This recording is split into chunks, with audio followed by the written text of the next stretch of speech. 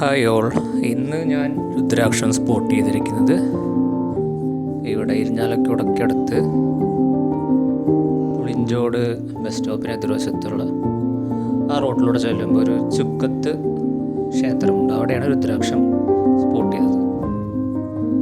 കയറി ചെല്ലുമ്പോൾ തന്നെ നമുക്ക് അറിയാൻ പറ്റും. കാരണം 2-3 ആളുകളോട് എൻക്വയറി ചെയ്തിട്ടാണ് ഞാൻ അകത്തേക്ക് ചെന്നത്. ബട്ട് അൺഫോർച്ചുനേറ്റ്ലി മരം 2 മാസം മുന്നേ വീണുവെന്നാണ് അവിടുത്തെ ക്ഷേത്രപാലകൻ പറഞ്ഞത്. 25 വർഷത്തോളം പഴക്കമുള്ള ഒരു മരമായിരുന്നു. നല്ല വണ്ണമുണ്ട്, നമുക്ക് വീഡിയോയിൽ കാണാൻ സാധിക്കും. മാത്രമല്ല അതിൻ്റെ സൈഡിൽ ഒരു തറയുണ്ട്. സോ അതിനോട് തൊട്ടടുത്താണ് രുദ്രാക്ഷം മരം നിന്നിരുന്നത്. അപ്പോൾ ഞാൻ എൻ്റെ രുദ്രാക്ഷം കളക്ഷൻ്റെ കാര്യങ്ങളും റിസർച്ചിൻ്റെ ഡീറ്റെയിൽസൊക്കെ പറഞ്ഞപ്പോൾ അദ്ദേഹം കുറച്ച് രുദ്രാക്ഷം എനിക്ക് കാണിച്ചു തരികയുണ്ടായി. പെർമിഷൻ അദ്ദേഹം 2-3 പറഞ്ഞ് ഞാനത് കളക്ട് ചെയ്തു. സോ ഞാനിതാണ് എല്ലാവരോടും പറയുന്നത്, നമ്മളിപ്പോൾ ഒരു ലൊക്കേഷൻ സ്പോട്ട് ചെയ്ത് പോകുമ്പോൾ അവിടെ ചെന്ന് അവിടെയുള്ള ആൾക്കാരോട് പെർമിഷൻ ചോദിക്കുകയാണെങ്കിൽ അവരായിട്ട് നമുക്ക് രുദ്രാക്ഷം തരും.